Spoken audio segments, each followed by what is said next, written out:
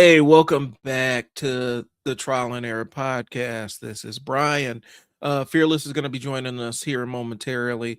This week's episode, we're going to kind of revisit something we've talked about before, but we can't stress enough. And it's prompted by some new stuff from the online space that I've encountered. It is the cult of not knowing shit. There is a concerted effort out there by people who are very proud of all these things that they don't know and they don't understand. And they make it a point to let you know that they ain't going to invest time to figure them things out. And so it's kind of bemoaning the death or maybe the I can't even say the word. I said it before. Reimagining of how we view intellectual curiosity. And so that's what today's episode is. It's going to be, I've kind of formatted it so me and Fearless can really build on it um, and have the conversation around it. But it is truly about why people are happy not knowing shit. And it's really kind of a bizarre thing. Also, considering the world that we're in right now, it's such a bizarre concept to me to not have any intellectual curiosity about anything that's going on. Um, we have more access to information than ever before. Everybody is carrying around a supercomputer that rivals the output of some of the world's greatest ancient libraries. It has all of that. It has that, you know, that's in less than 1 gigabyte of information, and people just are happy not knowing things, um, to the point where they lean very comfortably into their ignorance and saying this thing is unknowable when it's 100% knowable. Like this stuff, we can know this stuff. And so this is what it is. So we're talking about the death of intellectual curiosity on this day, on this week's episode. Okay. And I'll get into um, what prompted this thread for me, because it's something I've been doing on a couple of my personal streams, and um, I wanted to really kind of drill into it. So I one of the things I do in my downtime, since I have ADHD, I tend to have things running in the background while I'm working on other things, just so that I have something to zone out on or something to ignore. And one of the things I stumble across to kind of relax me is reaction content. And it's sometimes it's movies, sometimes it's TV shows. More times than not, it's old school hip hop, because that's kind of where I'm at now. Not it modern stuff too, but a lot of hip hop I grew up with. I love seeing younger hip hop heads kind of fall in love with the culture and fall in love with some of the things that some of the albums that I grew up on and things like that. And so I love watching um, people get exposed to it. And one of the things I noticed is specifically, and we're going to get into age. Like some of these younger folks on there, they'll get on there and they'll be listening to an album or something, and a reference will come by that escapes them, because a lot of times this stuff is time limited, right? Like the albums and the songs, some songs are timeless, other songs are timeless, but then they have references within them that tie them to a specific point in time in history, and they will just blast right past that and be fine not understanding, and they'll let you know, I don't get the meaning, I don't get it or whatnot. And that's fine once or twice, but then you're listening to the same artist over and over again, and they keep making the same kind of references and they just keep buzzing right past you. At some point I would think that you would have some kind of curiosity, say, let me see what this person means, let's find out what they're saying, let's drill down a little bit and actually figure out what this little piece of slang or what this little piece of pop culture parlance actually means. And they will not do it. They will not do it. Um, what they'll do a lot of times is, and I know a lot of times it's a framing mechanism to get engagement in your chat. Hey, chat, explain to me what this means. Okay, I get it. But sometimes it's done in earnest. A lot of times I don't really think it's done in earnest, because it goes in one ear and out the other. And it's this real pervasive lack of wanting to know something that may be outside of their realm of knowledge. And I think to a larger degree, um, I honestly believe that for a lot of people, that's actually the limitation, that the thing that's the albatross, the thing that has been keeping them from living the life that they want to live and enjoy, is the fact that they don't want to go out and find out shit. What's on, Fearless? What's going on, champ? Hey, so this week's episode, and I'm kind of contextualizing it here. Um, it's the lack of intellectual curiosity. Oh, I don't think you want to talk about that, my guy. Yeah, yeah, I've been talking about it I for don't think you want to talk about that. um, I don't think you want to talk about the fact that over half of America reads at a sixth grade reading level and below. yeah, You don't want to talk about that. That's not something that we should be talking about. and that's exactly why we need to be talking about it, because people are walking around, and I just mentioned it. Everybody has a smartphone, right? Most people have a smartphone, and in that smartphone is a supercomputer, and in that supercomputer, that little supercomputer y'all have in y'all pocket is larger than the sum total of some of the ancient libraries that they mentioned throughout history. Like Hmm. that's maybe 1 gigabyte of space on your phone. All that data, all that knowledge, all that information. And you have a supercomputer, you have access to pretty much any piece of information that's ever been printed, written, or recorded. And you just don't want to fucking know. Just don't care. You encounter something you don't want to know. And it's I feel like it is a pervasive thing. I think it does have something to do with reading levels. I saw a sister talking about it online. She's like, the Hmm. reason why hip hop's going the way it is because a lot of these kids don't read. Like, there's making fun of Jay-Z when he came out and said it, and I don't know if it's a real statement that he got attributed to him or whatnot, or if it's something that got attributed to him. But they're like, Let's look it up. What did he say? Jay. Somebody asked Jay about what can be done about the lyricism in hip hop to improve it, and he said, read. People need to Hmm. read. Um, and when I think back on some of the cats I grew up with, and I got into some dude was talking about all the, now we got all these college educated rappers. I'm like, hold on, hold on, hold on, hold on. A lot of rappers I grew up with went to college. Cube has some college under his belt. Daz Effects back in the day, they met in college. Lords of the Underground, I think they met in college. Run DMC, both of them met in college. Like Public Enemy met in college. Like there was a strong thread of rappers that went to college. E40 went to college. Master P went to college. Um, and it's not saying that college is this master thing where it just it's a qualifier for how intelligent you are, but um, the pursuit of wanting to know more is kind of a common thread. Hmm. And she was talking about how what we're running into is we're kind of seeing the slippage of literacy rates, and it's correlating with um, people not wanting to, people not wanting any actual content in their music, in their entertainment. It's not just a hip hop thing. Like you can see lyricism across the board has been streamlined. Somebody's talking about how television shows now are dumbing down television for the audiences, because they understand that a lot of times the audiences don't understand context and subtext and metatextual stuff, and so they dial back their script writing and things along those lines. They don't have arcs that carry from one show to the next one as much, because they're trying to reach the audience where they're at. And so that's why a lot of times you have to go to like some of these cable channels that are paid to see really high quality writing and layered stories, Right.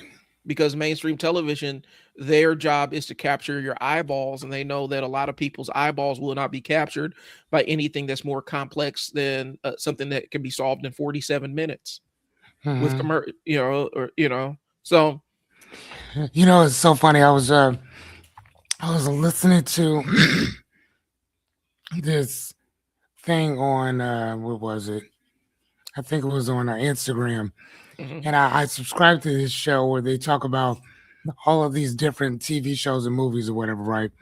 So there's one they were talking about Con Air, and they Uh-huh. were talking about all the funny, weird stuff that was in this movie, right? Right. So there's this part. You ever see the movie Con Oh Air? yeah, I've seen it plenty of times. It's one of Okay, my favorites. so it's with John Malkovich. Hmm. There's this part in the movie. I'm sure you could probably find it on YouTube where there's about a 15-second monologue, not even dialogue, monologue of John Malkovich's character walking on top of this plane, I remember that. and he's just talking. I don't know if he's talking to himself or I think he's talking to somebody else, but more or less talking to himself. Uh-huh. And that 15 seconds of dialogue, the guy was like, this movie doesn't deserve him Hmm. because it was so good. The rest of the movie, the guy was like, it's trash, whatever, but I loved it personally. Oh yeah, But his part, you're frozen again, man. I am. Um, I his keep opening other things, and Google for yeah, whatever his reason is being a monster. his that one dialogue that he had was so good that it was like, why are you even in this movie? You know what I'm saying? Yeah. Like, it reminds me again. I put all these different things together. It reminds me of I think the dude's Brady something. I forgot the guy's name. Brad. He was a boxer, Uh-huh. and not too long ago, like some years back, he called because he needed a sparring partner. So he called Bud, and Bud showed up. Didn't go to the hotel. Didn't go to. He went straight from the airport straight to that guy's gym.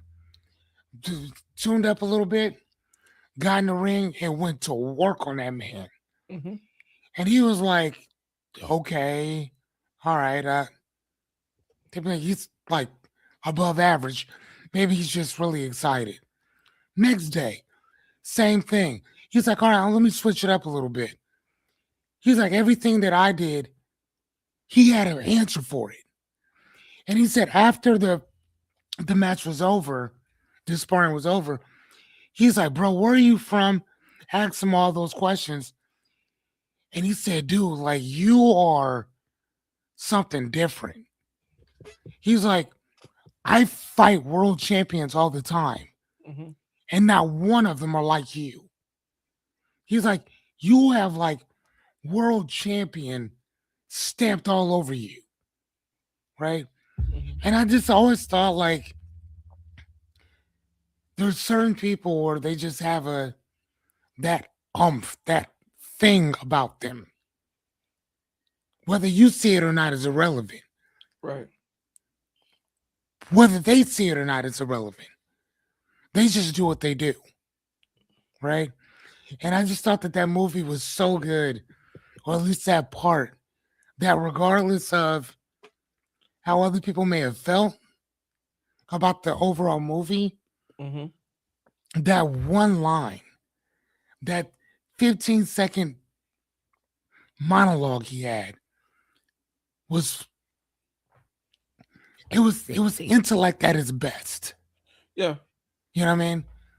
So I don't know. Um, Well, when and I I when I think think about literacy, that is that's one of those things, man, that I think about constantly. Um, I'm always buying books. Like I'm a I just read. Let me get this book for you. I just read, and again, I'm in school and all that stuff. I got 4 classes mhm, back to back or whatever, and I still had time to sit down and knock this out in a day or whatever. Like it was my aunt sent this to me. It's called Solitary mhm, by or about Albert Woodfox, and it was a crazy book or whatever. But she bought it, and honestly, I had no intention on reading the book. But I was like, I ain't got nothing else to do. Let's knock it out. and I'm happy I did. So, He put himself in a lot of this shit though. Not gonna lie to you, but just kind of like another book. Oh man, I should have wrote that in my essay. So, see, sorry. that's all right. I'm actually going back and I'm rereading because I'm probably going to do a series on my live stream. I'm actually going back and rereading the entire Dark Tower series by Stephen King. Yeah. And for those that don't know, and this is nerd shit, so hold on. Surprise.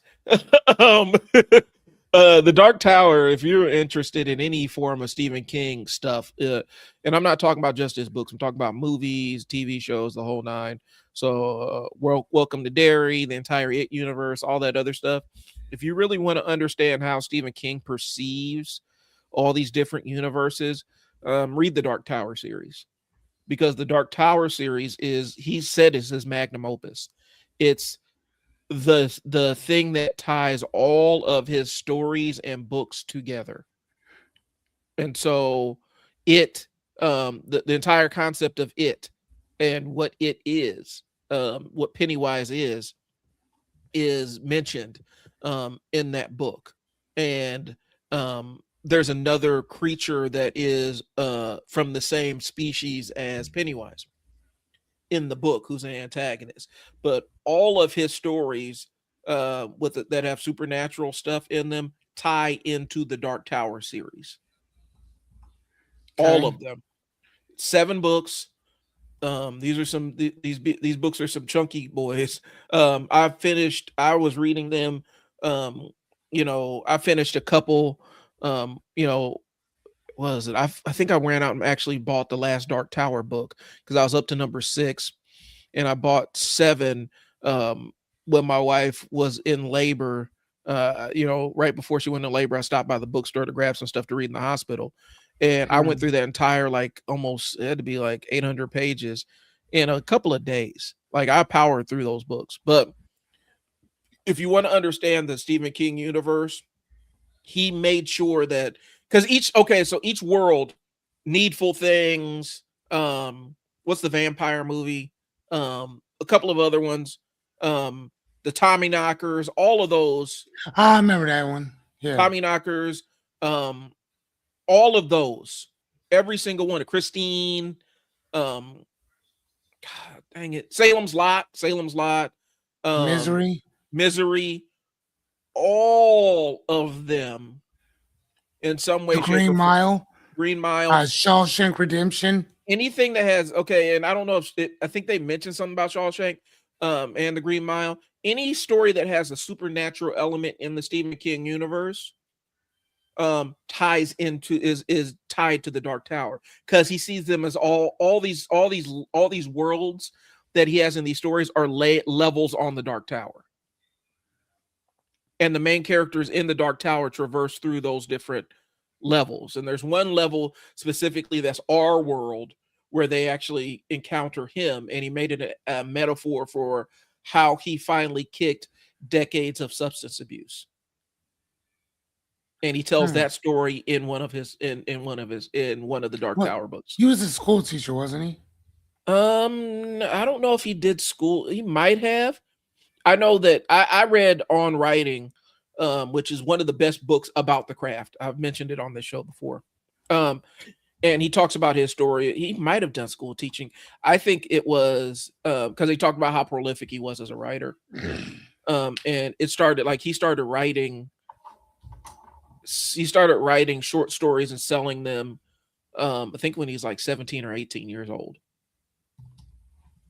You might have to look it up. Like I said, I don't want to freeze my camera because Nah, you because good. Google is devouring tons of memory for no reason. But like I said, if you want an understanding, like if you're a fan of any of his work, any of his scary stories or any of his supernatural stories, um, start there. Read the Dark Tower series because they Yeah, all tie into them. he was an English teacher. Okay, that makes High sense. school he was a high school English teacher. Yeah, and like I said, in one of the Dark Tower books, it even talks about the accident that almost killed him, getting run over, and that's tied into it. And it talks about how this was kind of the tipping point of him, or had something to do with him kicking this substance use habit that he had for decades and decades. Okay. And I mean, it's to the point. His kids are writers. Like Joe Hill is a prolific horror writer. Right, I think he was the creator of Lock and Key, which is an amazing horror based comic book, and stuff like that. And so his craft, like it's not like one of those things where he keeps his kids out of the craft. His son is really accomplished as an author himself. Mm-hmm. And so, anyway, long story short, and I'm saying all that to say this. Um, that entire base of knowledge about Stephen King comes from the fact that I read The Stand, and I was curious about the world of The Stand and where I could find out more. And immediately that's where it landed on, okay, The Dark Tower Right. book. And so it helped me understand the world of, like, the overarching villain of The Stand is also the overarching villain of most Stephen King books, and specifically one of the overarching villains of The Dark Tower, which is Randall Flagg, the Dark Man, Merlin, whatever you want to call him. He's a So would recurring villain. he? So for the Green Mile, would he be like Percy? He might be. I would have to look it up because I forgot what the direct connection was. There's some connection to the Green Mile, but it's the ability, like his magical ability, his gift is, I think it's considered like one of the Shining or something along those lines, where it's a gift that it's beyond human understanding, that just Mm-hmm. happens, but in the world of the Dark Towers, it's contextualized as magic, and Right. it's weird magic and But they at technology least, combination. but they at least recognize it for what it is. Yeah. The book that really gets the book that really gets explained in the Dark Tower book is The Shining, and how that world works. And Shining, Insomnia, um what was the one that was the sequel to The Shining? The sequel to The Shining, and I remember the movie. I'm trying to remember the book, but it was that kid from The Shining as an adult, and he's mentioned. I think he's actually a character in the Dark Tower as well. Okay. But they, like I said, they mention all these characters, all of them. Mm-hmm. And so, like I said, it's just like it was born of intellectual curiosity. That's how I discovered this entire new world of books, which is considered like it's one of the it's fantasy, it's horror, it's action, it's all suspense, it's all everything. It's a western. It crosses all these different genres. It's a western with werewolves in it. You know what I'm saying?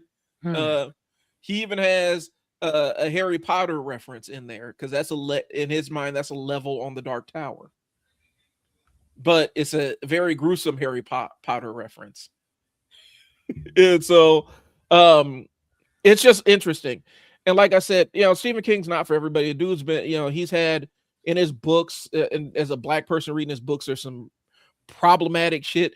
And the way he explains how he used to depict black characters is, they always come out on top in the books, even though he's like, yeah, the language is kind of, the way that they talk and the speaking patterns and stuff. It's a white dude trying to emulate how he thinks black people sound, and it doesn't work nowadays. But whenever he had his marginalized characters in there, he's always says, I always made sure that the racists who were tormenting them always got tortured worse than they ever hurt the people, and they always come up on top. It's like, yeah, let's dial back on you writing black characters like that. Let's dial back on you Right. writing Mexican characters, and you trying to do their accents and stuff. That don't work. Mm-hmm. But like I said, from a writing standpoint, just from how prolific he is as a writer, you got to sit down like, damn, this dude is, to not employ any other writers, because a lot of them do that, right? They'll employ other writers to ghostwrite for him and stuff. He writes all his own shit.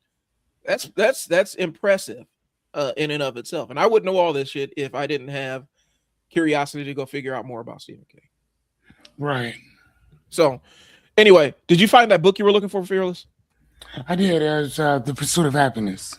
Ah, yeah, okay. All right. Yeah. So, and again, guys, this isn't about mocking people. I don't want to mock people who don't know stuff. Like that's not what our intention is. Um, and it's not formal education versus no education. I know plenty Right. of informally educated people that are smarter than people who went and pursued their degrees. Okay, it's about the idea of I don't know that, and now I'm going to go take the next step to find out what the answer is. That's as simple as that's as simple as I'm keeping it. You know, Fearless, you mentioned this with your son. If he doesn't understand, I think you were saying if he doesn't understand the word, you make him go look it up, go figure it out, Hmm. go find it out, go seek it. I mean, yeah, yeah, if you got a phone right there, so I mean, just look it up. So Right. yeah, I'll ask him that. Um, I'll ask him that a lot. And we also have, actually, we don't have an. It's funny. In my house, I have, oh my gosh, thousands of books. Mm-hmm. I don't think I have a dictionary. Oh, you don't? I don't think so. I don't think I have a dictionary either. Isn't that crazy? I got encyclopedias. I don't have a dictionary. Yeah, I don't have a dictionary. Which I'm just saying, dude. Like, well, if one day the internet were to go down, boy, boy, boy. Right. Well, how many people would be able to actually? Because that's the other side. How many people would like right now? And it's an informal question. If I had to put you in a library and say, "I need you to go find a book about this," what would you do? I'm You said, asking as a general question to the I mean, audience. yeah. So the thing, yeah. I mean, I will give you guys the answer, but it would be number one. You still have the Dewey Decimal System, Yeah. and the Dewey Decimal System still works even without a computer. Yep. Yes, that's why it works so well. Um, with that, so once you have exactly the area or the number that it is, you basically go there and find it. So even if nobody was there, but you knew before you'd be able to pull it up on a Rolodex, Mm-hmm. find it, and then just match the number um to the aisle that the book would be in, and then from there you can kind of follow that yellow brick road and grab it. Yeah. So, but again, somebody like me, I lose books constantly. I Well. do. I've had to buy. You'd be surprised how many times I've had to rebuy books because I've already bought that copy Mm-hmm. and didn't know it. So I subscribe to this thing called Book of the Month Club or Book of the Month, Mm-hmm. and they send you an actual book every month, or you can go in and buy more. Right? You know how many times I've bought duplicate books to the point where I have to give them away or whatever. So I told them, I'm like, hey, it'd be a great idea, like Amazon. Like if you buy a book, put that I already own this. Mm-hmm. You know what I'm saying? Put that I already got it, so then I don't buy it again. Okay. Because Amazon, I love it because they tell you you already purchased this item Yeah. or you purchased it here. I'm like, damn, I already bought that. Now I gotta go through my house and search for where I put it. And then I got 19 boxes of books downstairs in my basement. And we're not even talking about I have what one, two, three, four, five, six, seven, eight, nine, nine. Yeah, I have nine other bookshelves packed with books. And we're not, and again, that's still not even talking about the 19 boxes of books, what is it, file books that I have downstairs. So Yeah. I literally have my own library. And I think it's one of those things where um And people think that you have to be on it like that. Fearless is an outlier for a lot of stuff, man. Like for the book Yeah, specifically, but yeah. we're just saying crack the spine of a book every once in a while, or pick up your phone if you don't know how a thing works. Turn on your phone and say, "How does this thing work?" Yeah, that's and it. find out. Because what we're running into is, and the reason why I called it the cult of not knowing, it's a cult thing Oh, the cult of not knowing. where people act like some of this shit that we encounter is this unknowable thing just because they can scarcely understand how it works. And so we get into these weird conversations about climate change, how vaccines work, how medicine works, how germs transmit, um, simple things that we have kind of known and understood for decades. All of a sudden is, well, we really don't know about that. Are you sure? Tariffs is a thing that I've been talking to people Yeah, I about was just because talking to Jessica about that today. Yeah. how tariffs work. Like I ended up getting this camera for my business, new DJI toy. Oh, what So is what that? Let me see that. What is that? DJI Nano. Oh, So where do you get that at? got it off Amazon. It's a wearable camera, right? So I What does that can mean? so basically I could take it off. So this is the monitor. Like I can, if I wanted to watch the monitor, I could. But if I just wanted to just go out and do stuff, I can just let me turn that right side up first. I can just put this around my neck and wear my camera. See, bought it for a basketball business for the coaches, and it gives me the Oh, same dude. quality and stuff. That the Osmo. Well, it's not, the sensor's a little bit smaller than the Pocket, but it could do a lot of the same things. Everything's magnetic. Has a little thing on there. I could just stick it to stuff if I need to stick Hey, it to a wall and send me a record. link to that. Bet I will. Um, You I'll already send know you already know what I'm about to do. I'll send you the link to where I got it and stuff. But yeah, this it's a little toy that I got because I was like, okay, How I much was that? 329. Hmm. It's a toy it's a little thing. It's not a toy, but it's something I got because I was curious about the question: how do I simplify recording basketball stuff for my coaches so I don't always have to be there standing with the camera? And so I'm like, all right, if they have a camera that they wear, and they can just send me the footage. It solves the problem. Some people won't even take that step. Hmm. And the tariffs boil down to why this costs more than when they listed it, because I think initially it was like listed at $299. It has everything to do with the tariffs. This camera doesn't cost more; the internals of it do. Um, and people thinking that there's this big slush fund of tariff money that they're about to get. Let me explain. Let me help you out to this, and this is why intellectual curiosity matters. Okay. Yes, the duties that are collected when the stuff hits shores, right? They collect those duties or whatnot. What the companies do then, once they have to pay those duties and those fees to get stuff imported, they look at that item and say, okay, we're going to make the consumer pay for this. And so the price of the thing that you receive as the end user goes up automatically. And unfortunately, the prices never come down.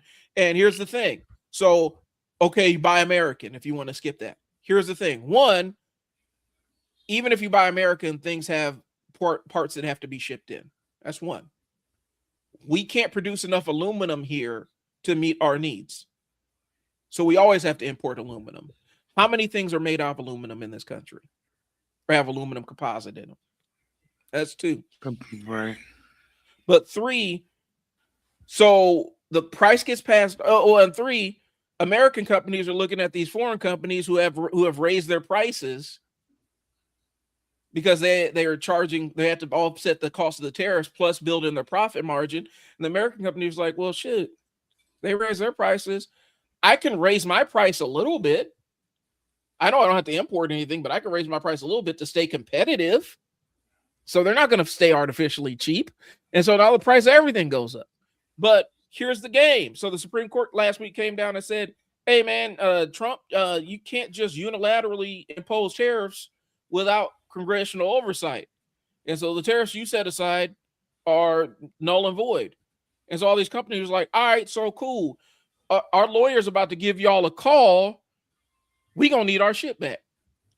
We gonna need our money back. Mm-hmm. And so all this money that these people were convinced were gonna come through in tariff refunds and stuff, guess who's getting that money? The Those same company, companies. those companies are getting their money back.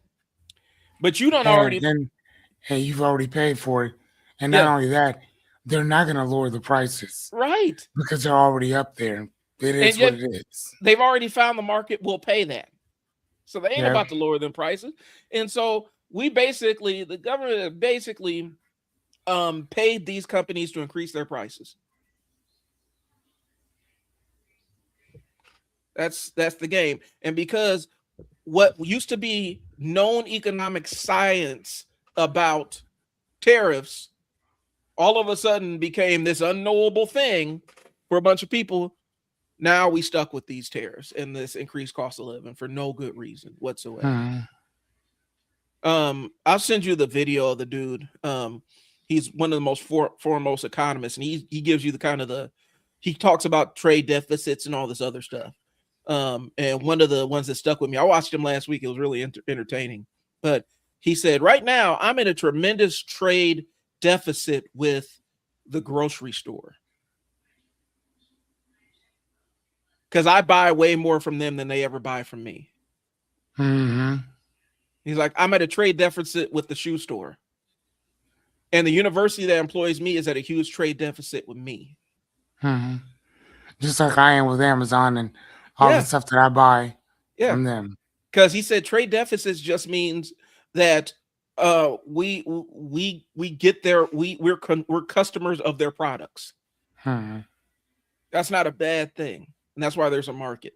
He runs it all the way down. I'll send the link to you. Matter of fact, I'm gonna do that here in a second, because this dude his stuff was amazing, and he really breaks down how this shit works. It's worth it's worth the watch. For the if you're inclined with understanding how some of this shit works.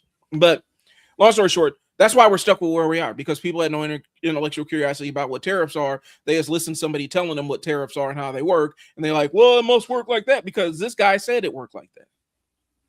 Right. So that's where lack of intellectual curiosity lands you. And I get on my kids about it, right? Like, my son will ask me something like, you have a smartphone, man, look that shit up. Yeah. Look it up, It's find like, out. I'm like, right. And my son, what's so funny, man, is I didn't know that a D was still passing. Uh-huh. I learned that. I'm going to say that again. I did not know that a D was still passing. So if my son is walking in the house and he has F's, mm-hmm. I'm like, son, that means you're not doing anything. The only way you can have an F is if you're doing it on purpose. Yeah. You know what I'm saying? Mm-hmm. Like, D is an effort. D means that you put in for some kind of effort on some level. F just means you didn't even apply. You didn't even apply yourself.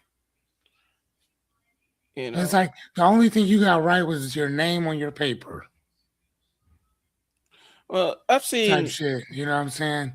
I saw an interesting conversation online, and it's something along the lines of argument that I've had with my kids, where somebody's like, "What do I need to?" It said, "What do I need to know how to figure out the other side of a triangle? Why do I need to know that? I'm going in construction." I mean, I get that. You going it well, but here's what I get that.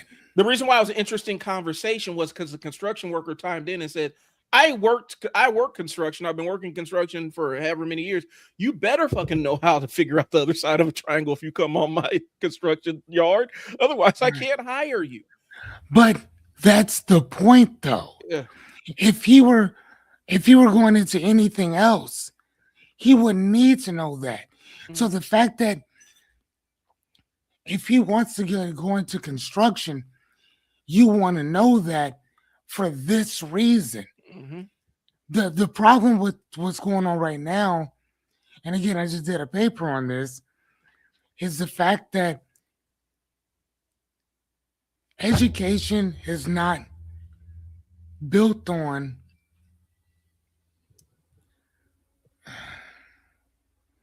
there's a word I'm looking for Utility. that goes into it. Man, what was my man? I did a whole paper on this stuff.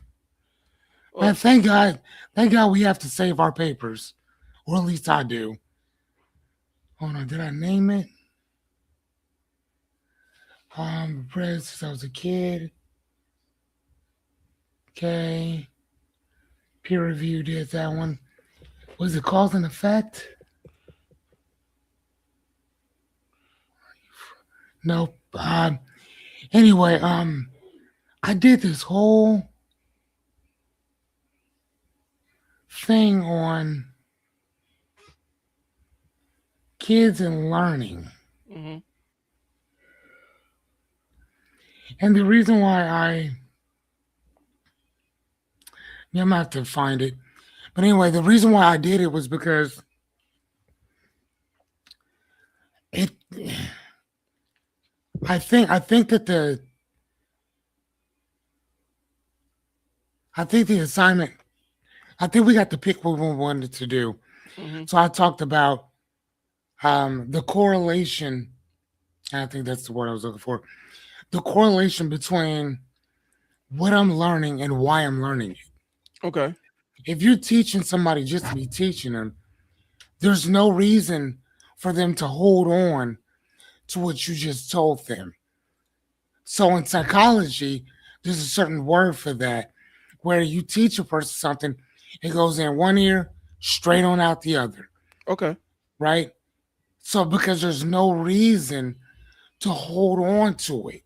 Mhm. I don't see there's not a logical reason for me to know this information. Hence, that's why you can tell people shit, it goes in one ear, right out the other. But what happens when you tell a person something who doesn't do any research, who doesn't read anything? And I couldn't find that quote from Jay Z, by the way. Gotcha. Um, um, who doesn't re-go in and do the research for themselves to find out not only if he said this, when he said this, Yeah. why he said this, or whatever, right? Because then, if I hadn't looked that up, I could have been walking around saying, "Oh, even Jay Z said Yeah. blah blah blah blah blah." The thing that I love about college, and I'm gonna go back into it, is that it makes you ask questions. It makes you say, "Where, where'd you get this information? Where are you citing this from?" I can't write a paper without citing it. Yeah. I can't say that somebody said something without citing it. Ev- It has to have an insight and a fucking reference. So even when you're writing out your paragraph, if you're talking about something that's referring to something or someone else, you gotta cite it. Mhm. That's I love that. Now, could I have learned that outside of this? Dude, I've been reading, I can honestly say professionally for what, 25 years, somewhere around there. Mhm. And I never once read about citing. I never once read about how to actually write a proper paper. I didn't need to know. You know what I mean? Yeah. I I I didn't care. But now that I'm doing it and I'm writing papers all the time, now I have to care. Now I have to. Now there's a reason why I have to know this. Because And my teacher's gonna be like, "Hey, I can't accept this," and that's happened before. I got docked because I was talking about something on this chick's page. Now it was my own personal um belief and my own personal ideas, but they were so connected to each other Hmm. that he's thinking that it came from her. I feel the same way. But because of context, she has, you know what I'm saying? It looks like it's being plagiarized. It Hmm. is not. I feel the same exact way. But because I'm reading this story about this, I now unfortunately have to give those kudos to her. You know what I'm saying? Yeah. So, but again, recently I sat down and I worked out how many books I've read since 2002 Hmm. to now. Okay. Brian, I have read, and again, it's a between. I have read between,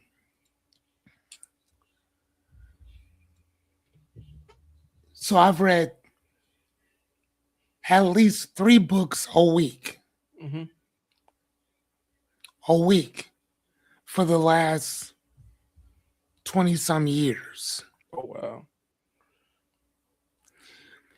There was one week, I think we were talking about it. I read like 5 or 6 books in Hmm. that week, and I've done that multiple times, right? Again, Well, this book right here, 400 and I don't know if you can see all the little red marks that hmm. I made or whatever. I write in all of my books. See, the date that I started was 2/28. The Hmm. day that I ended was 3/1. So that means I read this book in a day. I started reading this at 7:30 on the 28th. I finished at I think 10 o'clock in the morning. But again, I slept, got up, ate, shit, shaved, showered, sat down, read the rest of it. Done. I gave it a 4.5, 414 pages. Done. So if a person says, well, how does a person read a book in a day? This is how. And again, I work, full time dad, Hmm. all that shit. And we still went out and got stuff done, did shit. But boom, in a day, right? So for me, knocking out a book a day, or I remember one time I read 2 full books, and it was from the Wayward Pine series. Hmm. You remember that show, Mm-mm. Wayward Pines? Uh-uh. It was by Blake Crouch. Okay. He has a show on, I think it's either Netflix or Hulu, called The Dark Matter. I've heard of that one. That's Blake Crouch. I read that book too. Um, I've read a lot of that guy's books. He has some really good stuff. But again, I read 2 of those books because I think it's like a series of 3 or 4. But I Hmm. read 2 in one day.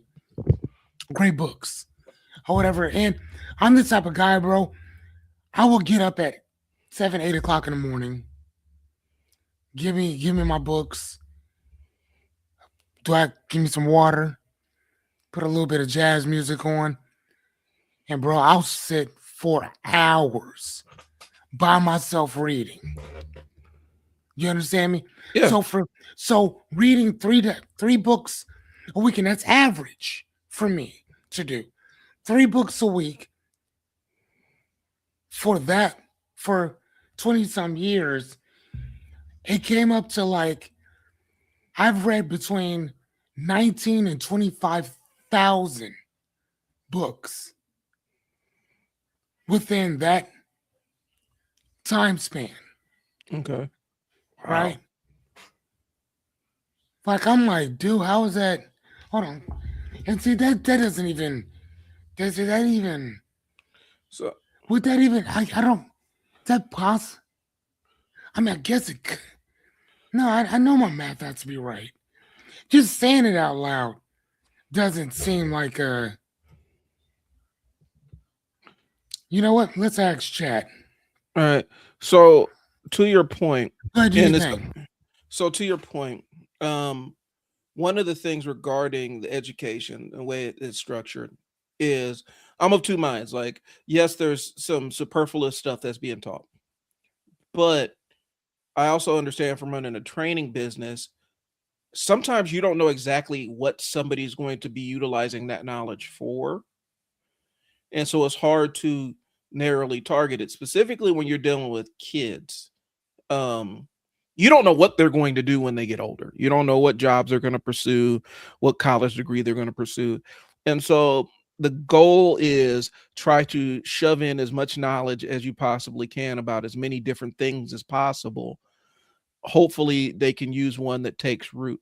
I do think that there is do think that we do need to have options if kid options, not where it's expected, but options for kids to specialize in specific things as they go through their high school career. And some high schools are set up like that, where you can kind of specialize in a specific core group of studies, and every class you take aligns with that. It was kind of like a college thing. But I can understand where kids are like, Oh, dude, I okay, was so off on my guy. uh, I can understand Ugh. where kids get that. Well, I'm not going to use this. Why do I need to know this? But I think a lot of times, specifically when you're talking about large public schools, specifically when you're dealing with thousands of kids, um, it's hard to individualize every single thing to suit what everybody's core interests are. I do think they need to have pathways that are available for kids that really do want to focus on a specific core group of study where they can, where it's kind of a college thing. I know some school, I think my kid's school does it to a degree. I do think that there should be a balance there.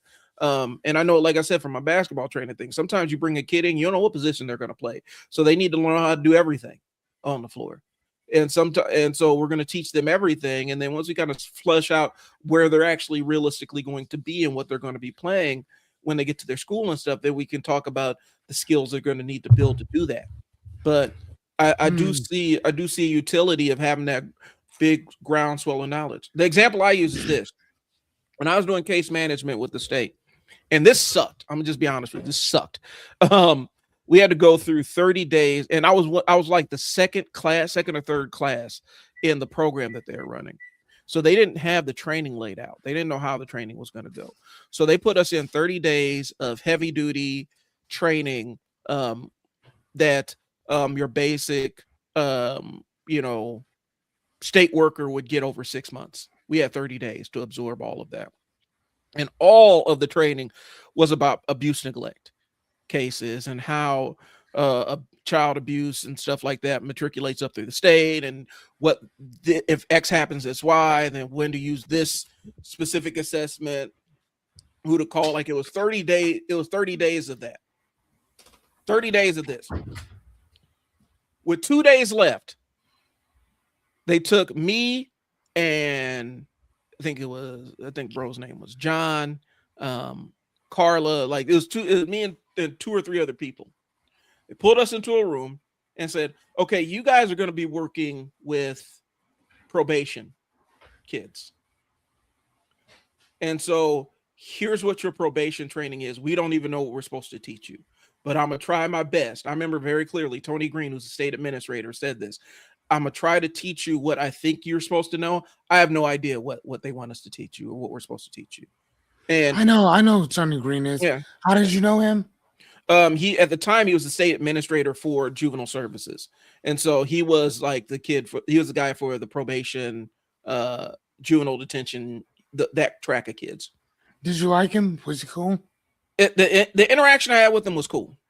The time I've interacted with him and came to him with when I was encountering bullshit, he was pretty cool. I can't give some blanket, oh man, he's always cool and stuff like that, but he was cool at the time. And so, um, but yeah, he pulled us in and said, all that stuff we taught you is for abuse neglect cases. None of that applies to y'all.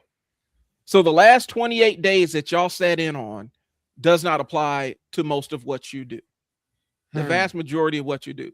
The information I give you is the stuff that we normally give. And that's why I said 6 months. This is stuff that normally you have to do like a 6 month apprenticeship for as an OJS worker before you even take cases. So he's going to take 6 months of knowledge and give it to us in 2 days. Oh wow. And that's what Talk they try. about talk And about narrowing it down. you talk about being set up to fail. And so they did all that stuff, gave us all of this stuff, and basically it's like, good luck. And he's like, guys, it's not my call. It's coming down from above me, which was the state wanted to privatize childcare so that they can fire a bunch of state workers who are union, and that's really what it was. It was union busting.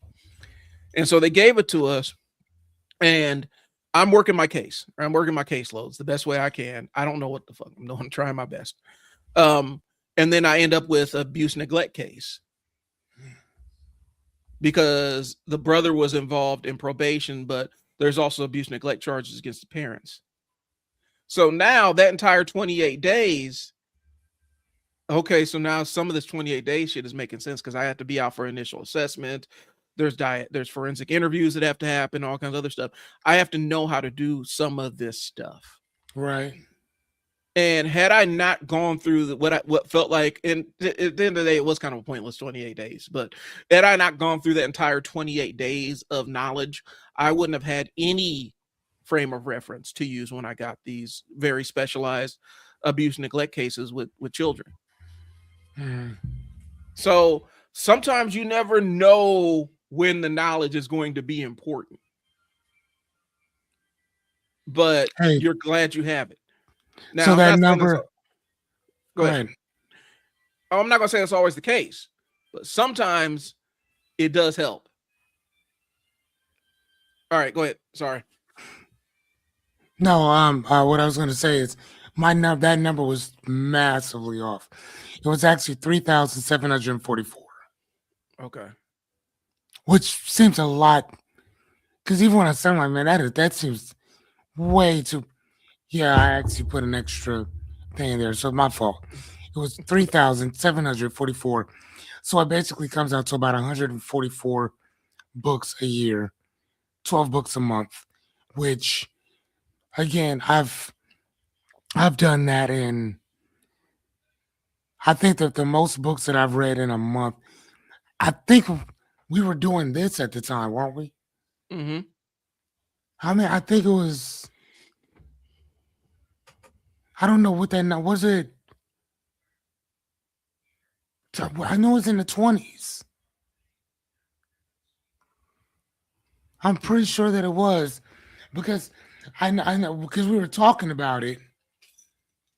Because because I wanted to try to do like a book a day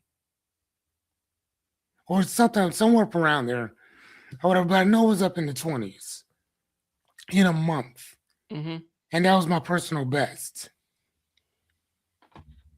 Yeah, so I would have to actually go through and no, maybe it wasn't. Maybe it was 17 because I think it was in the month of January that I did it. Okay. Was it? I don't know. Anyway, so it's about 144 books average. But again, I've done way more than that. So that seems about right that it would be because 3 books a week would be nothing for me to do that. Hell, it took me 2 days to read, no, maybe 3 to read Shogun. Mm-hmm. And that book was like 1,200, almost 1,300 pages. Yeah, that was a really good book, though. Oh Well, my gosh. and so we're saying this, they're saying all that to say this, y'all. You don't have to be our level of invested in finding shit out. Nah. But when you have a supercomputer in your pocket that has access to entire libraries worth of information, tutorials on just about how to do anything, free Yeah. lectures from experts, all these things. And you just like, I'm just cool with not knowing. I don't care enough. That's fine if you don't care enough. There are things I don't care to know. right? That's fine.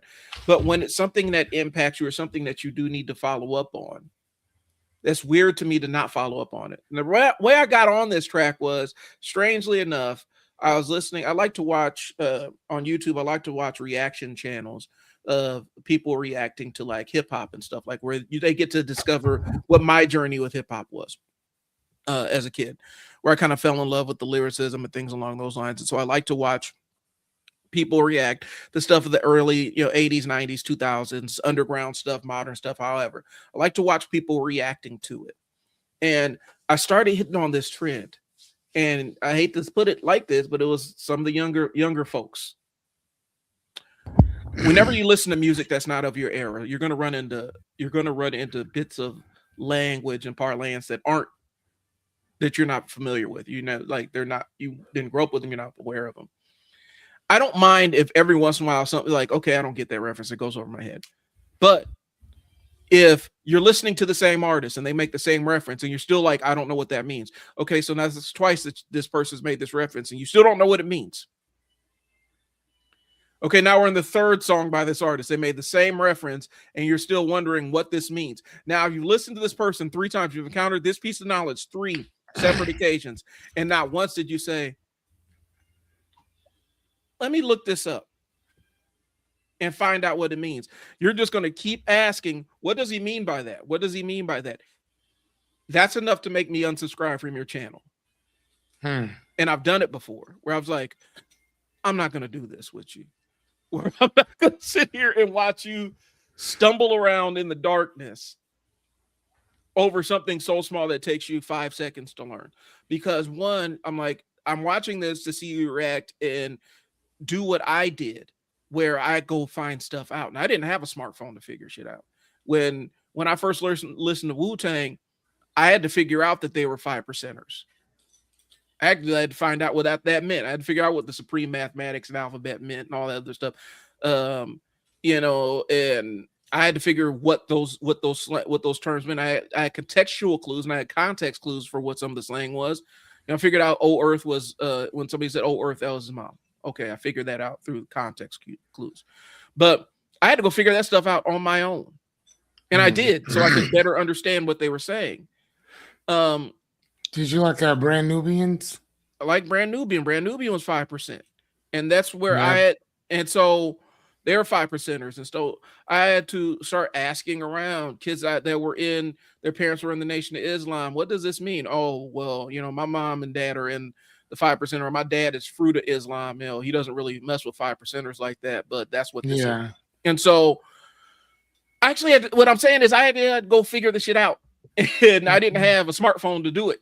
You just had to find out. And so to have access to that level of knowledge and just keep getting hit with something that you don't know what it is, and then you still don't figure it out, it's such a bizarre off concept to me.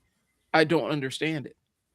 And I guess it comes from growing up. Hey, mom, what does this word mean? We have a dictionary. Go look it up. I don't want to. I'm not asking you. I'm telling you, go look it up. You know what I'm saying? It's funny, man. I've knew about like I like the Poor Righteous Teachers. They were really cool. What's so funny, man, is that the group that I listen to the most and still do, and even when I listen to them today, I can listen to them with a brand new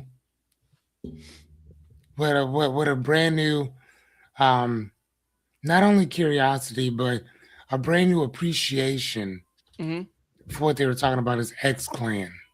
Yep. Like that was my favorite group growing up. And I still listen to their first album still to this day. And I still learn stuff listening to that. And again, their first album was, oh my gosh, hold on, let me find it. Their first album was in 1990. Yeah. 1990. But I mean, man, I love this shit. Oh my god, Brother J, uh, Professor X, the Overseer. Oh my god, I think they might have, I think I recently saw one of them had passed on, but the surviving, PXO, yeah, the surviving one has been PXO. dropping stuff still. Um, Yeah, but Brother J has under different things, whatever. Yeah, but Professor X, that's the one who was always saying, "Sissy." yeah. That was him, and now he's been passed on for a while now. So speaking Like, of that, yeah, but that's like my favorite group. speaking of that era of hip hop and cats that were involved in it, like because I know Tribe Called Quest was Zulu Nation and De La Soul was kind of tied into that. Bob Power died, and Bob Power was the engineer behind Tribe Called Quest, D'Angelo, Roots, um, pretty much that entire era of hip hop of Black Sheep, Native Tongues, all of those guys. I think he did some. He might have engineered some X Clan stuff. He might have engineered some Public Enemy stuff. He passed on yesterday. I was kind of bummed out to see that. Um, Mm, but his album is really a who's who like of music across all the different types of genres. um and it's really fascinating to go through, and this is an aside. If you want to know who I'm talking about, look, Google Bob Power and just look at mm, his discography is absolutely insane. It's like his production is production discography is mind melting. How many different right. artists, and an engineer is the one that makes the song sound the way it does. And so Hmm. some of your favorite songs would not sound the way that you remember them had there not been a Bob Power there. And one of the interesting things is, there's an interview with Bob Power. He talks about working with Q-Tip from A Tribe Called Quest. He talked about how amazing it was where Q-Tip and Fife didn't have studios in their head, but Q-Tip would do the entire sequence of a song and have it in his brain, sampling everything, and then come to a studio and just boom, boom, boom, boom, boom, lay it out. He would sit there and plan, sequence the song in his head with no equipment, and then come Oh lay it wow. out. And Bob Power's like, I've never seen anybody do that ever. Um, but it's just interesting. You watch some of his old interviews and stuff like that. You watch people that talk to him, really knowledgeable about a lot of things, and that's intellectual curiosity. That's the assignment. If you have any passing interest in, um, East Coast hip hop, neo soul, even though I know Raphael Sadiq hates that term. He hates that. He went on a tirade about that term. Um, but neo soul, any electronic music, things along those lines in the New York club scene of the '90s, Bob Power was kind of a linchpin in that as an Right. engineer. You Um, know what? PXO, Professor X, the Overseer, his father was Sonny Carson. mm, oh wow, Sonny Carson, Manchild in the Promised Land. Yeah, it is. That's the Sonny Carson. Yeah, that's who his father was. So again, with X Clan, dude, they it was something different with him, man. What was a Manchild in the Promised Land? Or was that? No, wait a minute. Why am I thinking Sonny Carson when I think Manchild in the Promised Land? That wasn't the I same thing. That was Claude Brown. wasn't who? That was Claude Brown wrote Manchild in the Promised Land, didn't he? I don't know. I've never heard of it. So Manchild in the Promised Land, that one you might want to get up on too. Basically, it's a guy documenting New York life as a black person in the '30s, and through, growing up in the foster care system and all kinds of other stuff, and having to bounce between juvenile facilities and things along those lines. Really interesting book. I read it when I was like 16 years old, because my mom used to have my. Oh, for those that don't know, my grandma was a curator, the educationist in Carson. That's where I saw it. My grandma was a curator at the Great Plains Black History Museum, and my mom had like she had her own library of black literature from the Panthers and things like that, stuff that wasn't mainstream press, wasn't pressed to the mainstream. And so I got it. I got a lot of Don Lee stuff, Don L. Lee stuff before he changed his name, um, and Nikki Giovanni's early stuff and all kinds of other stuff. I like her. Yeah, And so I had all that in my basement. Man Child in the Promised Land yeah. was one I went down there and grabbed. I loved her and oh my god, my man. Um, when they would go back and forth, man, I love their art. I love their conversations. James Baldwin. Yeah, Man, James Baldwin. that was beautiful. That's my guy, dude. I love that dude. I'm trying to figure out what the connection is in the Promised Land. I'm trying to figure out what the connection is. Why I thought when you said Sonny Carson, I thought Man Child in the Promised Land, and it's not. So anyway, but yeah, Liberty, yes. Sorry guys, 5%ers believe 10% of the world knows the truth. 85% ignorance, 5% of the poor righteous teachers enlighten the masses.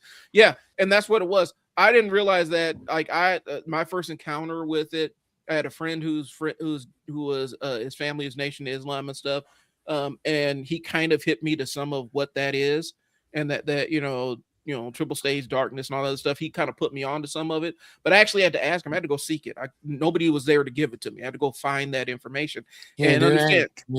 that ain't something that you just don't come up with off the top of your dome. And this is You gotta 1990. ask somebody. This is 1994.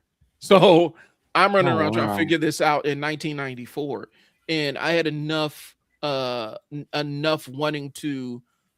I had enough curiosity to want to go find this out myself in Mm-hmm. 1994. With yes, there was internet, but internet wasn't interneting like that. No. like this was. I learned it in 94. I talked to my boy in 94 and then 95 when I got a chance to get into the computer lab and get online. That's when I started looking up some of this stuff a little bit, and I had to put it into my brain. I think what the mechanism we're losing is the idea of seeking knowledge. Mm-hmm. Like if you don't know, taking for granted that, because some people just take it for granted that they don't know. They're just like, I don't know that. I don't know. And that's fine. Like I said, there's certain things. And you're right. That's what I'm saying. Like, if you're okay with not knowing, that's fine. But don't act like, don't state that you know something to be factual. Like, I'll give you an example. I had a conversation with an associate of mine yesterday, Mhm. and we hadn't spoken in years. And she just out of the blue asked me, how do you feel about our president? And I said, I'm not particularly fond of any of them Mhm. in general. Um, like in particular, I don't really think that they have the people's best interests at heart. I think that we could do better as a country, and we choose not to. Yeah. And she was like, "Well, I totally disagree with that, and I think that Donald Trump is doing a great job." Okay, Yeah. cool. I mean, you're not gonna get no conversation with me out of it. Mm. Um, again, I don't care. Yeah. I mean, if that's how you feel, that's what I'm saying. How you feel, but I mean, I will say though that um that it also lets me know what you will and will not. I don't want to say. I'm going to say not only acknowledge, but what you're okay with. Yeah. Whatever, and that lets me know that without you having to say, "Hey, I'm cool with this over here. I'm cool with that over there." Perfect. So, and again, like I said, I don't give a shit. Like, if you like them, you like them. If you don't, you don't. Right. Um, in a couple years, he'll be out of office, and it'll be somebody else, and then other people will complain about that person. Yep. So again, you know what I'm saying. So if you're gonna And again, I don't think she was trying to bait me or anything like Mm. that. She was just asking, like, what do you think? Like, do you really think I'm going to? No, I'm cool. I'm good. Me Mm. personally, I'm okay. Well, and Next, please. I go to this, like, if you don't, it is a warning. If you don't want me to share what I think about a thing, don't ask me what I think Don't about a thing, ask me. because you may get an answer you're not quite prepared for. Because my thing I always follow up is, you're gonna have to qualify that. Like, if you Yeah, say, if you think, oh, wonderful, great, okay, qualify that for me. yeah, What do you mean? And somebody actually got mad at me for saying that to them. Like, hey, bro, you're gonna have to qualify that. What do you mean? I'm just saying that you're just like, if you're gonna make this assertion about this specific president or whoever, yeah. you're gonna have to qualify that. Whoever.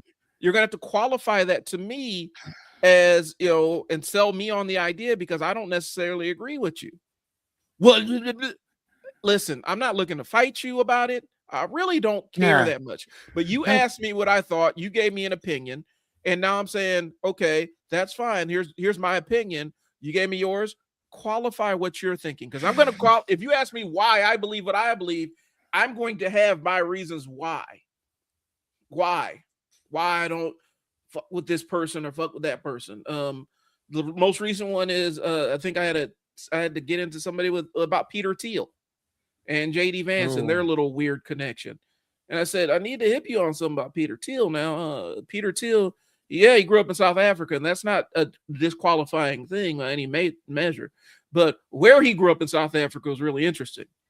Where he grew up was a place where a lot of Germans, a little village that Germans that were coming out of Nazi Germany ran to, so they can continue to be Nazis publicly, since it was outlawed in Germany.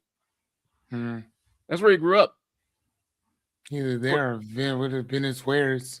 His Yeah. dad, his dad cared enough to move them all over the world until he landed on a place where you can openly be you can be at a place where you're openly a Nazi. Hmm. And it's like, and I'm not saying that it 100% enforces all of his beliefs, but I haven't seen a lot that goes against what he might have learned in that space to counter that narrative. So if you ask me what I think when you have strange, dubious connections to Nazi shit, I'm going to look at you in a very skeptical manner. Yeah. Then I don't mean, ask me. I don't necessarily know if I personally can do much. Like I'm about to write a paper on beliefs and how they how they manipulate and guide Mm-hmm. how not only we treat ourselves, but how we treat other people. Mm-hmm. In the field of anthropology, they talk a lot about um, that. I need to start writing those things down before they take our books, so we can't read them anymore. But there's this part in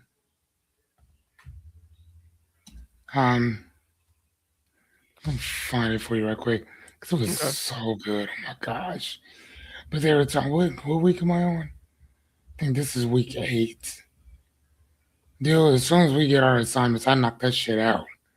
Like I don't play around, broski. Yeah, because here it is. Here it is. So we were looking at, yeah, here it is down here. Found it. Okay, so there's this thing called the dialectic of field work. Mm-hmm. And hold on one sec. And again, you guys, this is in anthropology. So please bear with me for a second. If you guys wouldn't mind. Damn, where is that? Okay, so we So, have cited field work. Get the okay, that's why. Um, but it basically is that the one? Okay, here it is. The process of building a bridge of understanding between anthropologists Hmm. and informants so that each can begin to understand the other. And we don't have a lot of that in general.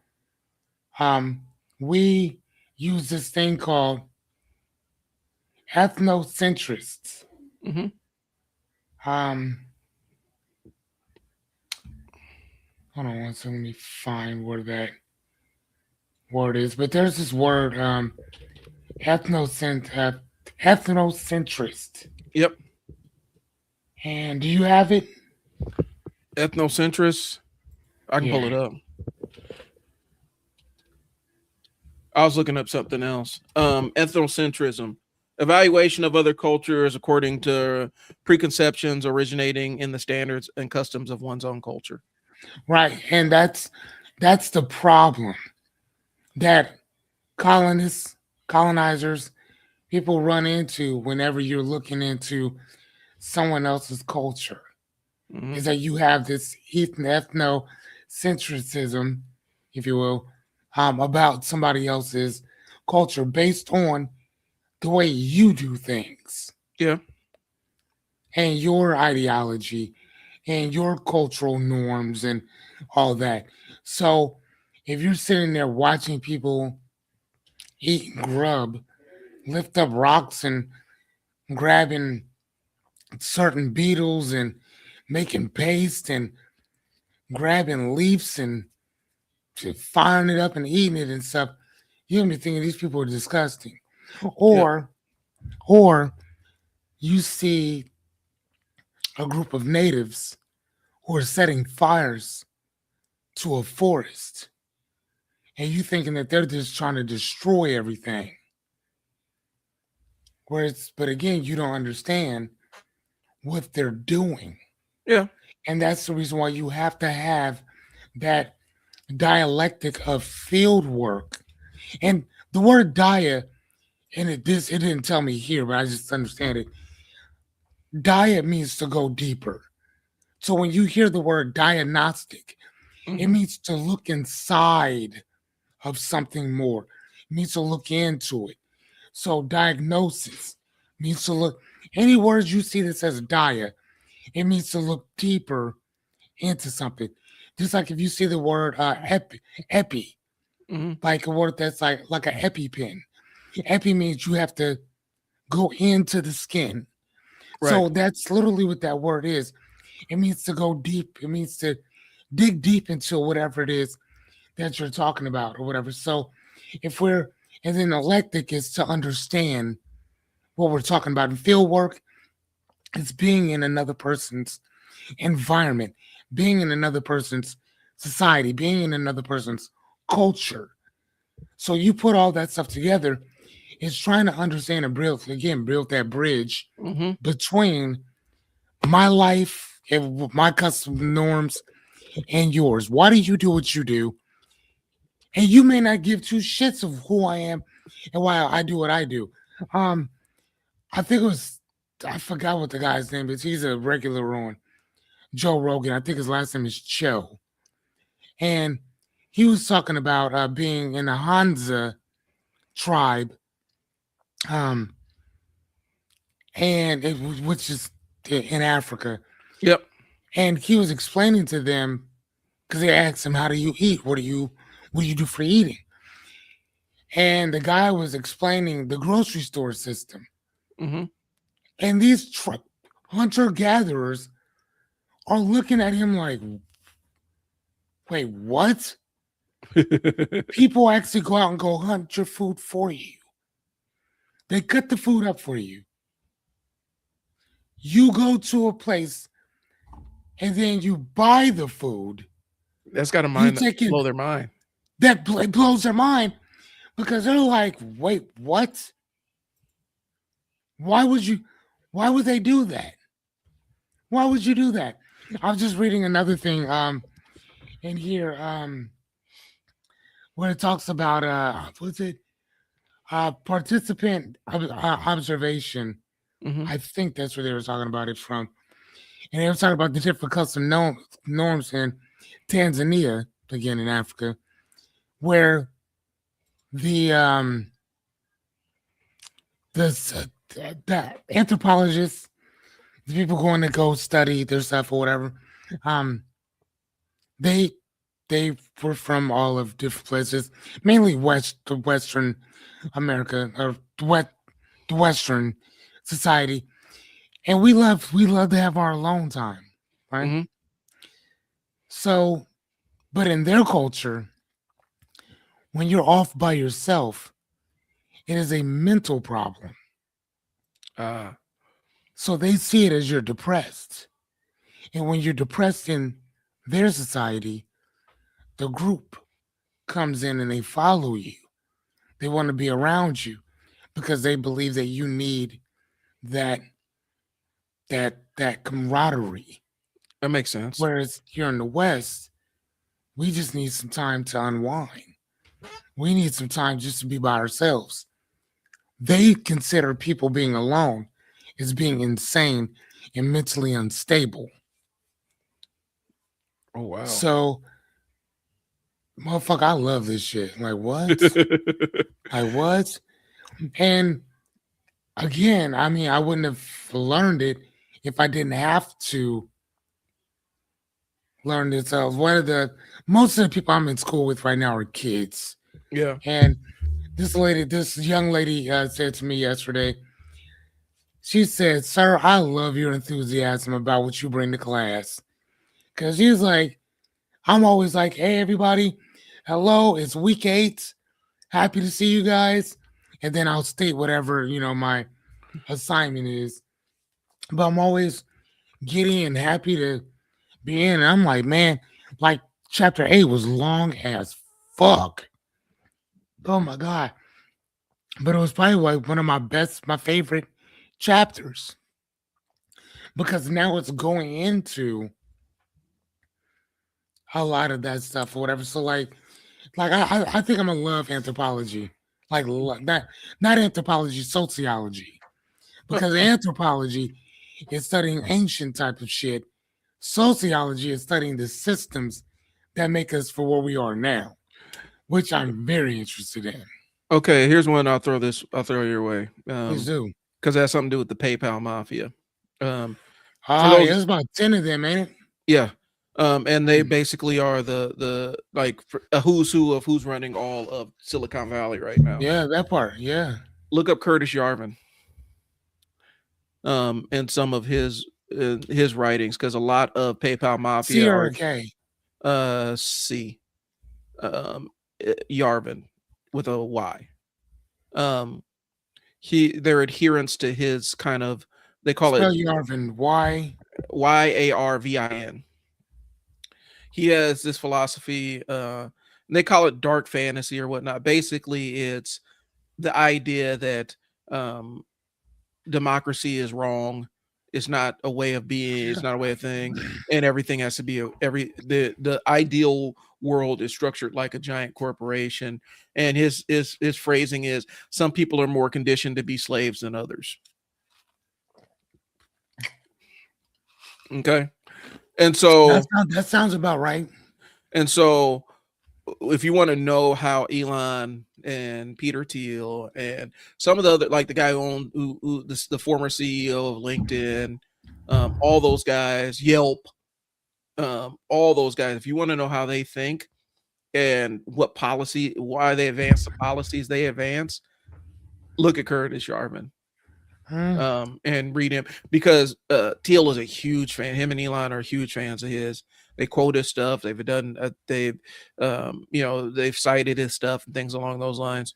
Um, if you want to know how a specific segment of tech billionaires perceives the world, and it's kind of influenced by when they try to set these tech cities up, where they're like, in this city there's going to be no democracy, it's going to be run by a CEO, and that's the world that they're trying to build. And so it's interesting to see, so that you know who's out there and you can decide who you're going to, where politically, where you fall in that spectrum, and what you want to align with and what you don't.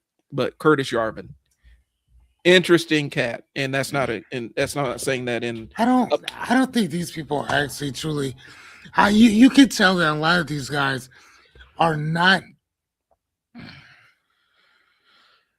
don't really study history yeah. at all, like whatsoever. Because I'm not gonna lie to you, man. I see this going down a very um I see this going down a very volatile road. Yeah. And these guys, I'm not gonna lie to you, man. I don't think that they're gonna come out of this thinking that everything's gonna be okay. Um, because we have this ideology apparently as a culture where we think that just because you're rich, you're right, Yeah. and yet that you're authoritative. And I've told you before, like I'm not gonna lie to you, like I there's certain things that people do, and I like the way that they do things in China Mhm. when it comes to this type of shit, where you think you're bigger than our country, and when you think that you're bigger than the country, there, you- and you're into some weird shit, Mhm. dude. They do some pretty they do some pretty deep stuff, dude. Well, and here's the thing. So you see some of the interactions that they have at some, because all of these tech summits or whatnot. And my barber kind of hit me too. I went and watched the video, and the video. This is long since been taken down, but he was talking about, go watch this tech summit where you got Zuckerberg and a couple of other guys in there, and you think they'd be talking about technology that's advancing the world, and these dudes are sitting around talking about their doomsday bunkers and how they're going to they have a specific segment of population they're going to bring with them and how they're going to keep control of their doomsday bunkers. He's like, why are they sitting around talking about this stuff instead of how their technology is going to improve the planet for everybody? Like, because that's kind of what they think, that's their view of where things are going. And it's really we're far afield of what we were talking about, but it's really kind of an interesting worldview that you think, if you're a billionaire, okay, so I got my bunker I'm gonna huddle down into. I paid this dude who used to be in Delta Force, and when the shit goes down, he's gonna immediately fly out to my location. I told him he could bring his family and they could hunker down in my bunker, and he's gonna protect me from all of these other people. And my question is, so you pick Delta Force or the SEALs or something where it's been kind of established that there's a specific type of what is it? I don't want to say psychopathy.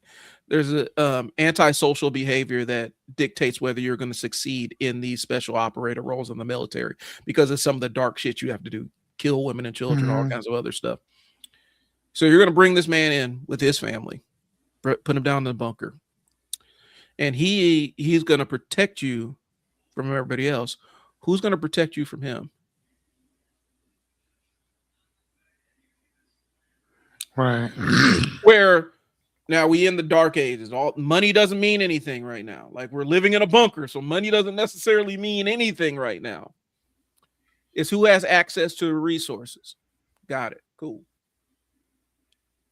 What's keeping him from forcing you to give him access to your resources?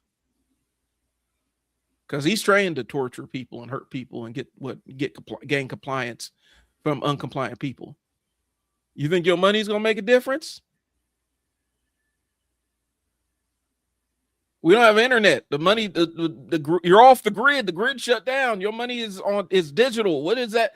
What are you going to pay him with? That's going to matter to him.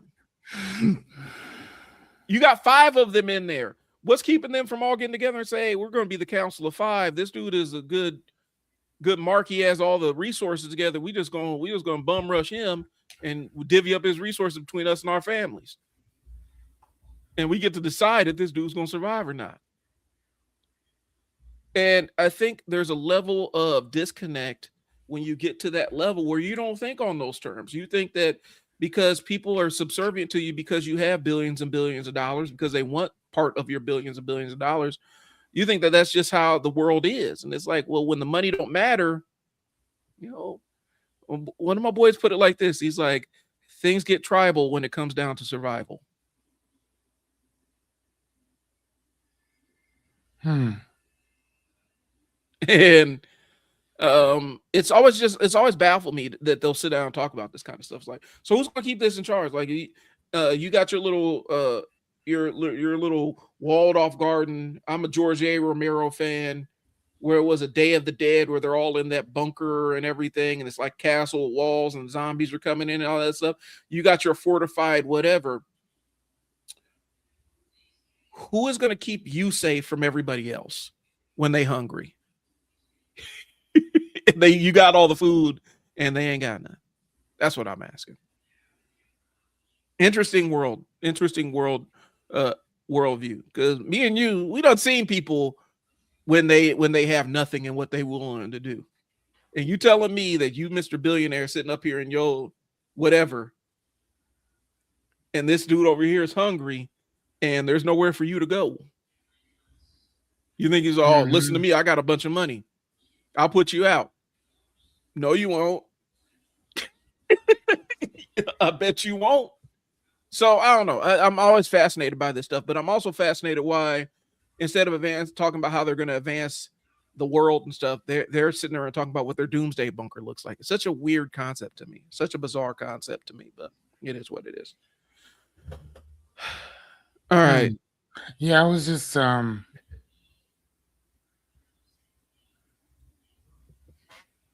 this is funny. Yeah, I started that's man, this is crazy. This dude is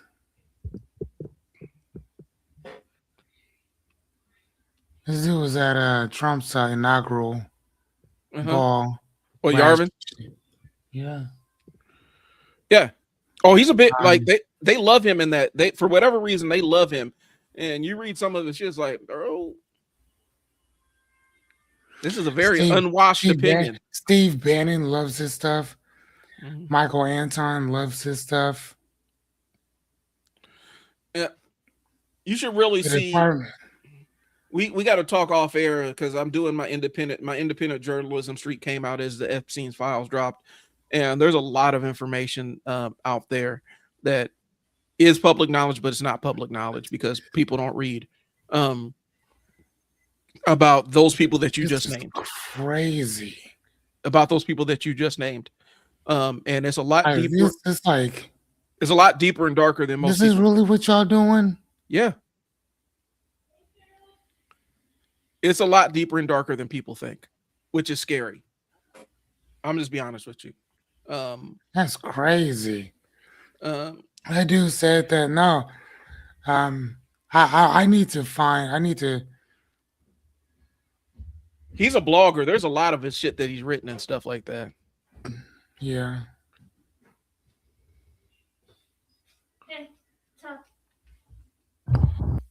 And I don't necessarily know because there's something about it. You guys read the post from Matt Schumer about I have not. What can you summarize it and then I can go look it up? Okay, say it one more time, Brian. I'm gonna respond to Liberty Twitcher. All right, give me a second. I can't necessarily click on these. So I have to like Google it. I can't like click on the link in this interface. Okay, hold on. By the way, speaking of deeper and darker, have you guys read the post from Matt Schumer about AI? Hmm. I know that they're having a big to do um about arthroscopic and why their government contract got pulled because they would not green light usage of their AI to autonomously kill people. And arthroscopic ended up getting their government contract pulled because they wouldn't let the military use it to autonomously go out and blow up stuff. So When you have the time, mind blowing. If it only half true. Okay, I'm gonna check it out. Because I got a couple of things. I got a couple of things to prep for my stream tonight, so I'll probably check that out. Um, yeah. Um, and so I'm gonna look at it and kind of see. I know the back and forth about what AI is and what AI is not is kind of an interesting thing. And I know CEO of Other Side AI. Um, one of my friends is out there in Silicon Valley, and a lot of the stuff that they're talking about is all built around AI and different use cases of it. Last year, the big to do was about AI agents and stuff like that, and so now. And vertical integration of AI agents, where you have AI agent that does a specific field or industry or whatnot. So I'm all invested in this. I did just a couple weeks ago, I did an entire presentation about this to our business thing about how they can be utilizing it, and we had to trim out a lot of stuff because there's some deeper and darker uses of AI that they weren't ready for. Hmm. Oh, it's already now. That's already now that one I got from the source. That's already happening. My buddy works over in HR in Silicon Valley, and the conversations he's having is a lot different than the conversations you're seeing on the news. Okay, so what is They're looking at AI as a way to reduce a lot of white collar jobs, but I mean a they've lot of been them. doing that? Yeah, but a lot of them are using it as a pretense because they haven't gotten the technology to the point where they can actually replace these people. They're just downsizing so they can position and build the AI agents and models to replace these people. They don't have some of them don't have them yet. Hey, I'm gonna have to disagree with you on that one, Brian. What? I'm kind of with I'm with Liberty Switcher on this one. No, man, it's already happening. Well, People no, are being let go. I'm not saying this. I'm not saying that that's Yeah, not no, happening. for that reason. But what I'm saying is they let them go, but they don't quite have the model to fully replace them. They're still mastering the model. Like the model can't just slide in and do their job autonomously. There's still a lot of testing and things along those lines. They're making it so that they can put the model in their place so they can start doing some of the beta testing and all the other stuff to see Okay, what it's capable of. And but they're but just here they're rolling the here's where I dice. disagree on that. So what is that? What is that model called when as soon as this phone comes out or whatever, it's already what? How many years behind? Yeah. This phone is however many years behind. And Korea, I think it was in Korea, South Korea, was it China? China's Um, China China's AI OpenSeek is way more advanced than anything we got right now running. right, but that's my point though. Mm-hmm. There's other stuff that are already out here Mm-hmm. that we don't have access to that they probably do Yeah, have that's what I'm telling access you. to, that they're getting rid of people because it's not that it's on its way here. They're just trying to figure it out. No, they've already figured it out. Now, other people haven't caught up yet, Mm. but some of these other companies already have. So what I'm saying is because we're saying the same thing, I'm saying it a different way. So they have to move the people out so they can put the models in place so the models can start educating themselves on how to do these people's job. And the only way you can do it is by replacing those people with the model and letting the model kind of work its way through what the process is so that you can beta test it in real life. So it's way advanced than anything that we're seeing right now. Um, Right. but it's not perfected yet. It's not good enough. Like, and for them, they don't really care if it's good enough I get it. to work I get error it. free. No, it's kind of like it's kind of like playing Grand Theft Auto, Mm-hmm, and you can still point the gun in a person's face and they're gonna scream and run away. mm-hmm, But there's some people in real life, you point a gun at them, they ain't gonna give two fucks, yeah, right? Because they about whatever. yeah. Once you get to the point where you like that on that video game, where you're driving your car and all of a sudden somebody just comes to beat your ass, take your money and your gun, and you like, dude, you shouldn't be doing all this to me, Mm-hmm, right? You see what I'm saying? mm-hmm. We haven't gotten to that place, at least maybe not yet. But At the same time, though, um, but at the same time, in Grand Theft Auto, with those updates, if you're in the wrong neighborhood and you start screeching your tires, Mm-hmm. the other gang members will come out and start shooting you. Yeah.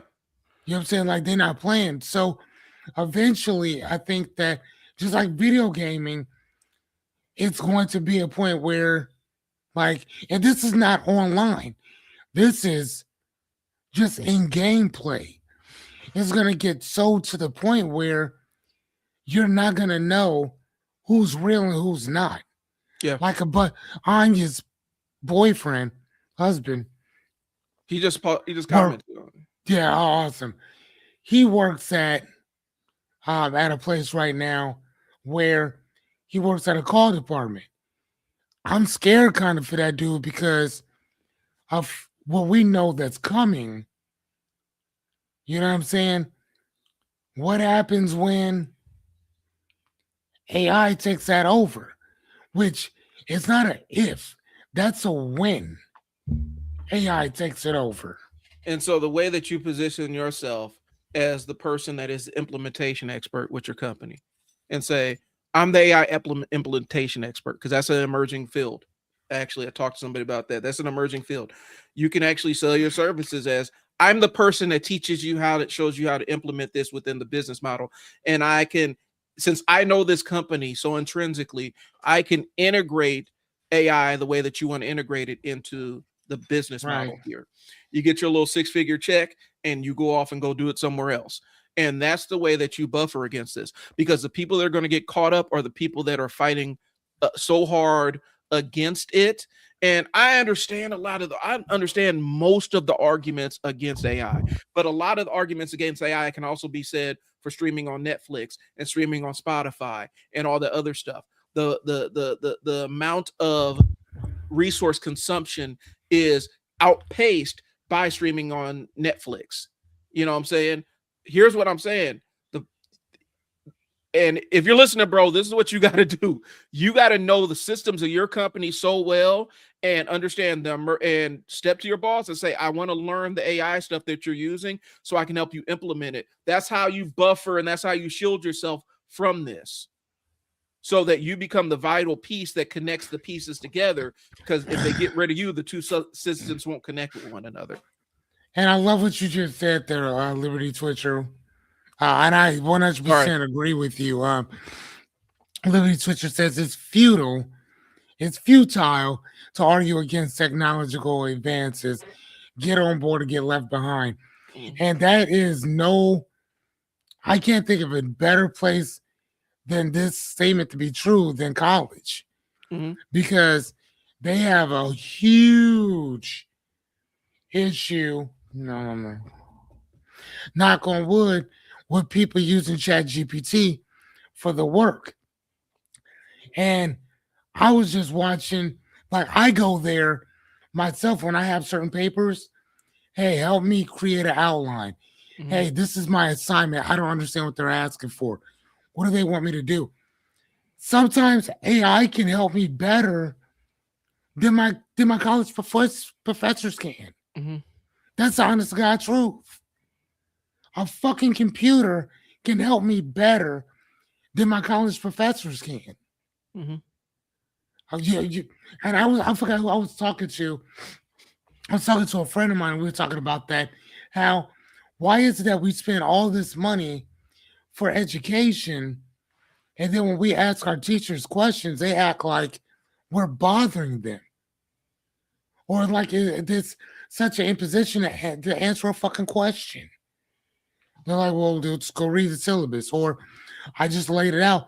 Bitch, if I'm asking you, answer my question. Yeah. So I'm like, cool, no problem. How about this? I won't even ask you no more. So what do? I go to chat, have chat answer it. Oh, okay, cool. Done. Well, and it's what I'm telling my kids, because both of my kids, since they're at the age where they're asking the morality and stuff, the moral questions about AI and stuff and usage. And I understand what they're saying, right? But Yeah, my sure. take to them is, you can have your moral argument, and I get it, and I honor it, and I respect the fact that you have thoughts around it to this point to understand the real life impact and how it can actually harm people. But what I'm going to tell you is you can have your moral argument, but you better damn sure know how to use this stuff and know what it can and what it can't do. And make then you frame your moral argument about whether you're going to what you're going to utilize it for. But you better have the knowledge in your back pocket. You Right. know what I'm saying? There's a lot of things, there's a lot of stuff that I don't use on a daily basis, but that is good knowledge to have. Like when you lock your keys out of your car, if you have an old model car, how to get in. If you lose your keys, how to start a car without keys. These are Hmm. things I learned as a teenager. These are things that I learned about that I don't use on a daily basis, but it's knowledge that you do have. And so, yes, have your moral argument against it. You can say, you're against the resource use of resources, all that stuff. Fantastic. That is a wonderful stance. I am not diminishing what you believe at all. I want you to 100%. If that's what you want to stake in the ground, roll with it. You better know how this shit works. You had better know how this shit works because whether you like it or not, it's going to shape where you are and what you're able to do in the entrepreneurship world or the labor market. So you Yeah. better know how, you better have an understanding of it.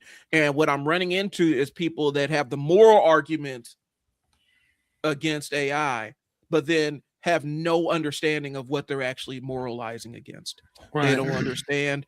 Well, I mean, if you've Googled anything in the past 10 years, you've used Gemini. It just wasn't called Gemini. Hmm. It was called And something that else. and that's my point. That's all I'm saying is that a lot of these AI models are already they've been there for a long time. They've been testing this stuff out. Yeah. Now they're just calling it something. Now they're just rolling it out. Like Liberty Switcher said, that model that y'all paying $20 for, that only tells that's the tip of the iceberg compared to what that $200 Yeah. uh, uh, thing will get you. This gets you all that dark web shit that you don't find out over here. That's all just sitting over here waiting for. Like I'm almost scared to look to see exactly what that one could do. You should see what you Liberty should Switcher, what can I do? you should you should see what I'm getting for Oh 60. wow. You should see, hey, you guys should see what I'm getting for $60 on the Manus agent, which is Manus is beating Manus is absolutely flanking Chat GPT. I'm just letting you guys know. Like I've been fearless, no, I've been talking about it since forever. Manus is flanking Chat GPT. And it can do stuff, it can do shit that Chat GPT struggles with. And I've actually asked a friend of mine who actually has built an AI. He was working on building in it using the Claude bot and building his own internal server for AI to run in his own house, which is his own independent thing. He's building it. And me and him have the conversation all the time. Is ChatGPT getting dumber to you? And he pays for that top end. He's like, yeah, it kind of is. So which one do you use, Mantis? I use Manus. It just got acquired by Meta. Um, but I paid $60 for the Manus one, and it's able to do stuff that ChatGPT has completely failed me on. Like what? Like multi-sequence, like I'm in the marketing space, right? So I can do multi-sequence campaigns. I can build entire websites and deploy them, connect my Stripe account to them, and charge money on them. That's what I'm doing with my studio right now. Um, I can um, have it do entire. I can use it to help me do audits of people's entire marketing things from my dashboard. It can access people's websites and scroll through them and search them and stuff like that. And so there's a lot of things that it does that ChatGPT is like, I don't know how to do it, or it gives me middling results, or just hallucinates some bullshit. Hmm. So I still pay for my Chat GPT, but it's more of a whip this thing up, write this thing out for me, or give me an outline so I can write something tool. Hmm. Manus is So So what is how does Manus work with or integrate with your personality, like it knowing you the way that It that does. chat knows certain people and how they write their all their stuff, whatever, you know what I mean? It knows Like it's how does it knows what? my websites and everything. I won't have to, because sometimes ChatGPT will forget something. Even if I put it in its knowledge base, it will ignore that. I Hmm. haven't had that same issue with Manus yet. And so it learns stuff. Like if I say, "Hey, I need you to write something for this business or whatnot," it'll say, "Okay, so this is the business." It'll pull over my font, my colors, my branding, my entire brand identity when it whips up a flyer or something along those lines. Okay, how do you spell that? MA. I'll send you the link so that you can have it, because it helps me out too if I send you the Manus link. So I'll send you the Manus here. But yeah, copy invite link. But yeah, it like I said, it's like it's an AI agent, not to sidetrack. Right, YouTube pop man, moonshots of the diamonds, 40 million AI company. All right, hold on 1 second, Liberty. Let me send this over to Fearless real quick, then I will answer your question. ADHD is taking a hold of me, and I'm trying to multitask, and that is not a happy place for me. um, but yeah, and if you really want to know the one I'm about to pivot to Gemini and offload it because I'm already paying for the pro version of Gemini just because I have a Google account. I have my own Google email. Since I have that, I already have the higher version of Gemini, and Gemini. Um, the only reason I don't do Gemini more than ChatGPT is because Gemini talks too damn much. Like it will sit there and give you a 40-minute explanation on a simple question, but it is Hmm. thorough. It is thorough. Um, I don't mean to sidetrack you. I don't recommend YouTube pops and moonshine using um it's 40 minutes. I take what that chain of schools is doing learning. I'll check it out. Absolutely.